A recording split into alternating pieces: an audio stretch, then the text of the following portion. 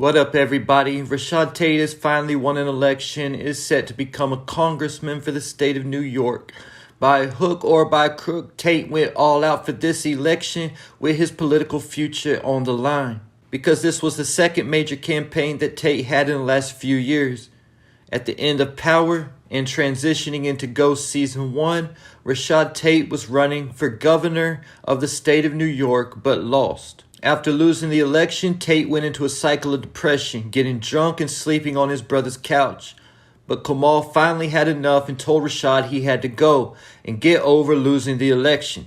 And that Rashad really didn't care about being governor. What he really wanted was the power. So he told him to find another way to get it.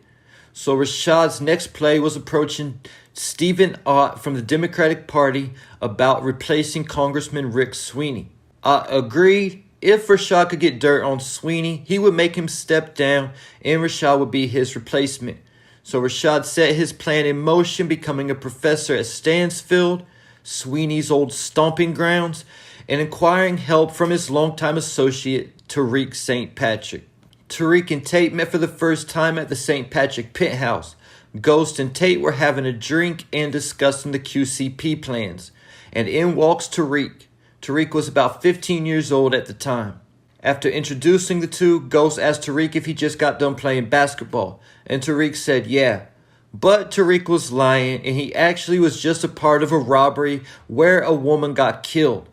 Tasha always knew when Tariq was lying, but Ghost and Tommy never did. Tasha told Ghost that Tariq lies just like you. Keep this in mind as I proceed with this video. So Tariq gets the job done and gets dirt on Sweeney. A picture of him in blackface from his days at Stansfield. A private photo from the Weston collection.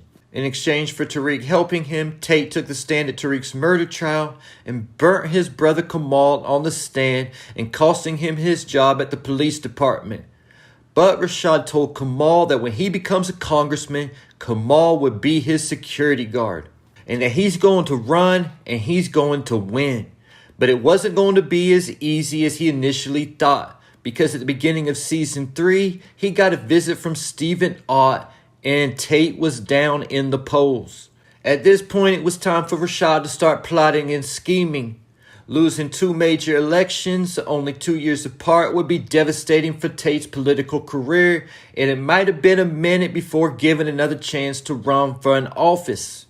Tate's initial move was to bring in Tariq as an intern, but was paid off by Braden Weston to hire Bruce Chandria as his intern instead. Then, after being questioned by the feds, he forced Tariq to pay him 5 bands a week, not to say anything else. Tariq used this to his advantage and snitched on the Russian drug shipment to Tate, who used this information to get in the headlines and help boost his congressional campaign. Around the same time, he agreed to do a favor for Davis with Theo, but Davis had to pay for and run a smear campaign against Tate's opponent. This was arranged by Cooper Sachs. Keep this in mind as I proceed with this video. Then the final move to push him over the edge was burning Weston Holdings. So when Tariq needed to meet up with Tate for Obi's green cards, Rashad asked Tariq if Weston Holdings is on the up and up, and Tariq lied and said that they were. Keep in mind what I said at the beginning of the video. From the very first time they met, Tariq was lying to Ghost right in front of Tate. And Ghost couldn't read Tariq, but just like Tasha, Tate read Tariq like a book. So when he met up with the investigator, Tate called Tariq a lying liar who lies just like his father. Then Weston Holdings goes down for a Ponzi scheme. By doing this, Tate gained the support of Harper Bonnet. This was another thing at the beginning of Season 3 that Ott told Tate he needed to take care of. So it's interesting to see if Tate was actually interested in Harper Bonnet as he claimed, or was she just his mark?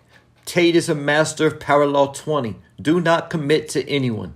So as soon as Tate finishes making his speech at the victory celebration, he is approached by Davis McClain saying that Tejadas knew about him blowing the whistle to the SEC and they were going to come after him if he didn't get Diana's charges dropped. And Tate agreed to help as long as they made a donation to his campaign. But Harper eavesdropped on the entire conversation and stormed out. And I don't think I mentioned yet that Tate just got done proposing to Harper earlier in the night. So Rashad Tate is on his way to being a congressman, but he stepped on a lot of toes along the way and created a lot of enemies, starting out with Rick Sweeney, who didn't go away quietly, but was supporting Tate's competitor. Don't be surprised if we haven't seen the last of Sweeney. Enemy number 2 is his fiancée for like a few minutes, Harper Bonnet, who feels betrayed and played by Tate. After hearing Tate's conversation with Davis and storming out, she was approached by a news reporter.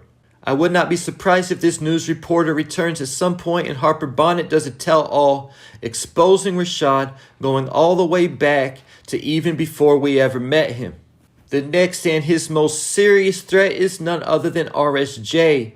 I made a video yesterday about the possibility of seeing RSJ's other side after losing so much money in the Ponzi scheme, and he might hold Rashad responsible since he was the whistleblower.